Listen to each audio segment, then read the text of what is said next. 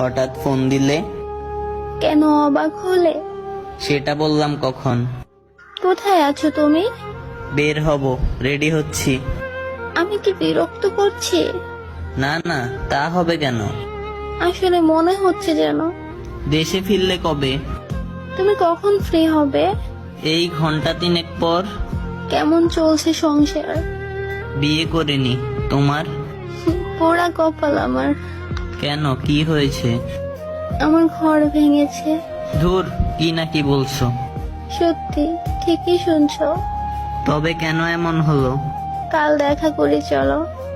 সে না হয় করলাম। তুমি ফোন করবে বলে আমার ফোনে চার্জ রাখি, তুমি এসএমএস দিবে বলে আমি অনলাইনে থাকি, তুমি আসবে বলে আমি পথের দিকে চাইয়া থাকি, একটা বারও ভাবি নাই তুমি আমায় দিবে ফাঁকি।